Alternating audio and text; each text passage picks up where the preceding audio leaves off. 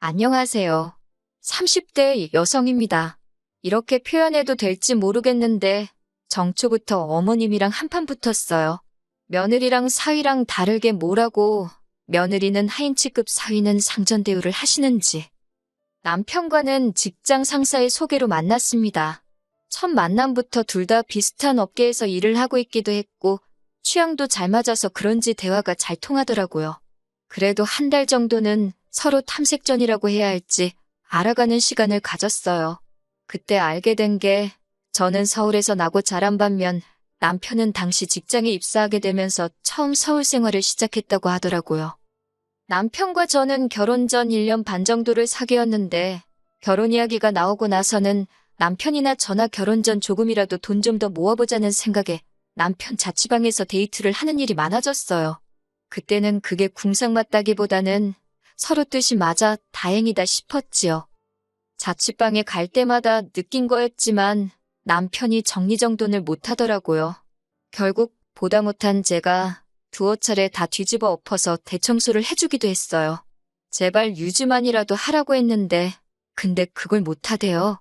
결국 나중에는 청소고 뭐고 그냥 제가 포기했습니다. 그리고 남편은 요리도 정말 못하더라고요. 근데 이거야. 저는 요리가 취미였던 반면 남편은 회사에서 식사를 해결하기도 했고 제 입장에서 납득할 수 있는 부분이었기 때문에 큰 문제는 아니었어요.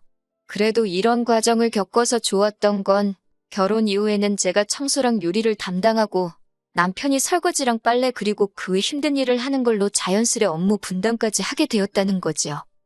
결혼 이야기가 나오고서 처음 시댁에 인사를 드리러 갔던 날이었어요. 어머님이 현관문을 열어주셨는데 이건 뭐 신발을 어디다 벗어나야 할지조차 감이 안 올 만큼 발 디딜 틈이 없더라고요. 어머님, 아버님 그리고 신혼 세 사람이 사는 집인데 어째서 현관 앞에 신발이란 신발은 다 나와 있는지 봄, 여름, 가을, 겨울 사계절이 다 놓여 있더라고요. 그뿐만이 아니었습니다. 거실로 눈을 돌리니 누가 보면 이사라도 가는 줄 알겠더군요. 누가 벗어놓은 건지 알 수 없는 양말부터 시작해서 소파에 걸쳐져 있는 잠바들. 보통 손님이 온다고 하면 정리를 하지 않나, 내가 온다는 걸 잊으셨나, 아니면 만나보기도 전에 내가 마음에 안 든다고 이런 식으로 표현하시는 건가? 정말 별의별 생각이 다 들었네요. 그런데 그때 남편이 어머님더러 정리 좀 하지 그랬냐 하니까 어머님이 네가 할 거 아니면 신경 쓰지 말라고 소리를 빽 지르셨습니다. 남편이 민망했는지 저더러 어머님이 원래 청소나 정리 같은데 취미가 없으시다며 이해하라고 하더라고요. 그제서야 남편이 누굴 닮은 건지도 알겠고 그래서 그냥 괜찮다고 했어요. 그리고는 요령껏 저 하나 앉을 자리는 만들어서 앉아 있었지요. 그랬더니 남편이 그런 저를 보면서 뭐가 웃긴지 실실 웃더니 어머님더러 제 취미가 청소랑 요리라고 하더라고요. 틀린 말은 아니었지만 쓸데없는 소리를 한다 싶어서 좀 짜증이 나대요.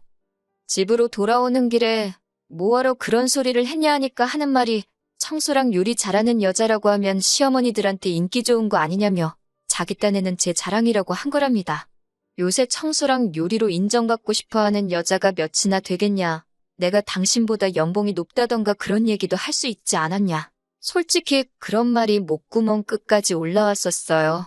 그런데 난 아무것도 모른다는 식으로 웃고 있는 남편을 보니 악의는 없었구나 싶어서 다음부턴 쓸데없는 소리 하지 말라고 한마디 하고 그냥 넘어갔네요.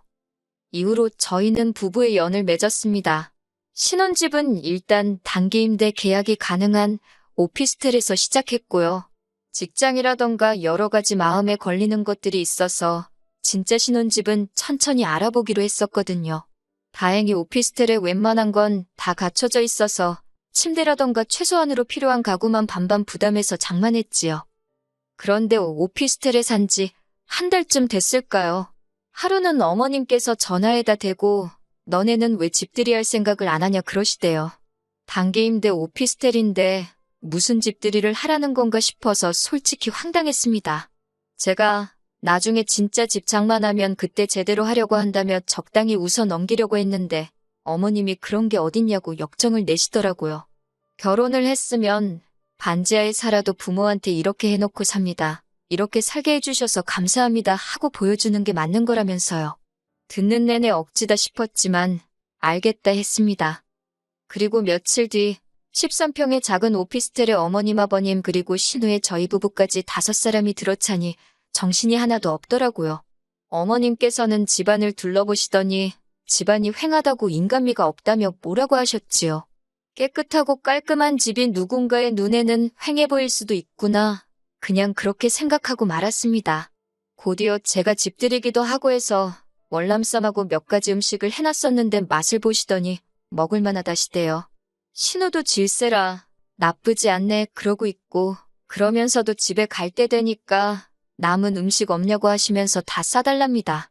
그러더니 거의 저희 냉장고를 털어가다시피 다 가지고 가셨어요. 솔직히 말이 좋아 집들이지 오셔서 내내 흠만 잡으시고 어떻게든 저를 깎아내리려 하셨다는 게 너무 속상하대요. 하지만 제가 정말 마음이 상하기 시작했던 건 이후에 있었던 일들 때문이었어요. 처음 사건은 집들이 후로 3달도 지나지 않았을 때였습니다. 하루는 어머님께서 갑자기 이번 주말에 내려오라고 연락을 해오셨지요. 뭐 제가 별다른 일이 있던 건 아니지만 집에서 할 일 없이 굴러다녀도 그게 좋지 시댁 가는 게 좋을 리는 없잖아요? 무슨 일 때문이시냐고 물으니 집에 와서 청소 좀 해달랍니다. 저는 처음에 제가 잘못 들은 줄 알았네요. 그래서 뭐라고 하셨냐 다시 물으니 신우가 일요일에 사귀는 남자친구를 데리고 온다는데 집안 꼴이 말이 아니라면서 저더러 내려와서 집도 치우고 음식도 좀 하랍니다. 순간 확 열이 받으면서 정신이 번쩍 들더라고요. 제가 인사드리러 갔을 땐 그 꼴을 해놓고도 아무렇지 않아 하시더니 사윗감이 온다니까 신경 쓰시는 게 일단 너무 기분이 나빴습니다. 거기다 며느리는 뭐 막 부려먹어도 되는 사람이다 싶으신 건지 그 사윗감 오는데 청소를 왜 며느리더러 하라고 하시는 건지 이해도 안 되고 생각할수록 분하더라고요. 그래서 제가 그걸 왜 제가 하냐고 신우 시키시라 했어요. 그랬더니 어머님이 평소와 달리 매우 부드러운 목소리로 신우는 그런 거 안 해봤고 그리고 아직 어린애라서 그런 거 잘 못한답니다. 29살이 무슨 앤가요? 게다가 그럼 어머님은 애도 아닌데 왜 청소도 못하시냐 따지고 싶었지만 그 말을 삼키는 대신 그래도 하면서 배우는 거 아니겠냐고 어머님이 이참에 신우를 잘 가르쳐 주시라 했어요. 저는 일이 있어서 못 간다고 하면서요. 그러자 어머님께서는 너는 네 신우가 그 남자한테 살림도 못하는 여자로 찍히면 좋겠냐고 있는 대로 신경질을 부리기 시작하셨습니다.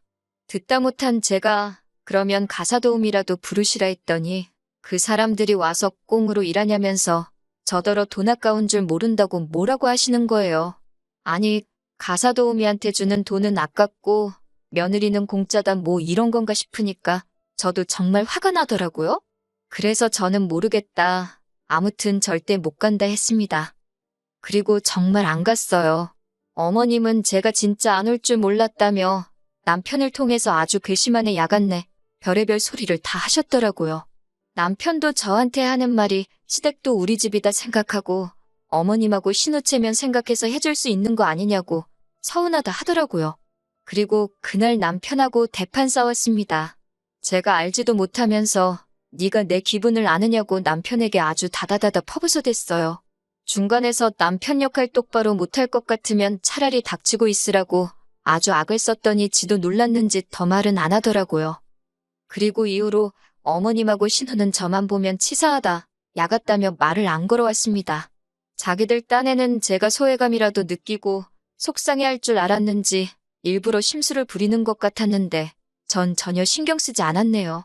까놓고 말해서 말을 안 하고 살다 보면 자연스레 보고 살 일도 줄어들겠다 싶었으니까요. 그러다 엊그제 신정이었잖아요. 어머님이 다 같이 모여서 떡국을 먹자시대요. 어머님이나 신우야 차로 10분 거리에 살고 있었으니 떡국을 같이 먹든 뭐라든 부담이 없었겠지만 저희는 2시간 거리에 살고 있었으니 제가 어차피 구정 때 찾아뵐 건데 그때 먹자 했습니다. 그랬더니 어머님이 저더러 한 번을 고분고분하게 알겠습니다 소리를 하는 법이 없다면서 남편도 어머님이 사위 보고 처음 만난 새해라 그러시는가 보다며 저더러 한 번만 양보해달라 하더라고요. 그래서 제가 그럼 당신만 갔다 오라니까 자기가 호랩이냐며 혼자 가긴 싫다고 징징거리고 그래서 내려가게 되었습니다. 어머님이 오라고 하셨으니 솔직히 제가 음식을 해가야 한다거나 그런 생각은 아예 하질 않았어요. 해오란 소리도 없었고요. 그런데 시댁에 도착하니 어머님이 저더러 부엌에 불고기감 사다 놓았다고 빨리 만들랍니다. 황당하고 어이가 없어서 이걸 제가 왜 하냐고 하니까 네가 요리가 취미라지 않았냐며 솜씨발이 좀 해보라는 거예요.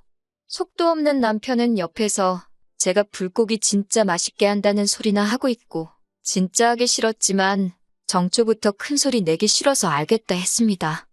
한참 고기 밑간하고 그러고 있는데 거실에서 신우가 부엌을 향해 언니 빨리빨리 좀 하라며 배고파 죽겠다고 소리를 빽 지르더라고요. 그리고 그 순간 망치로 뒤통수를 한 대 맞은 듯 정신이 확 들대요. 자기들은 다 같이 모여서 희희낙낙거리고 나 혼자 부엌에서 이게 뭐하는 짓인가 싶어서요. 그때부터 간이고 뭐고 대충대충 될 대로 되란 식으로 만들었습니다. 맛이 없으면 2번은 안 시키겠지. 뭐 그런 계산도 없던 건 아니에요. 그리고 아니나 다를까 불고기가 짜네 어쩌네 어머님이 싫은 소리를 하시더라고요.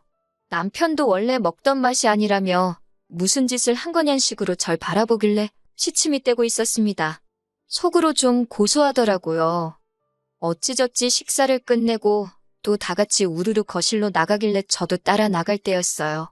어머님께서 설거지는 누구 하라는 거냐입니다. 그래서 저는 불고기 했는데 설거지도 제가 하냐고 반문을 했어요.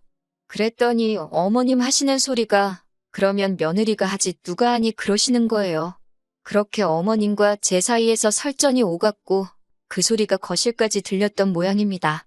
아버님은 정초부터 시엠이랑 며느리랑 잘하는 짓이라며 화를 내곤 방으로 들어가 버리셨어요.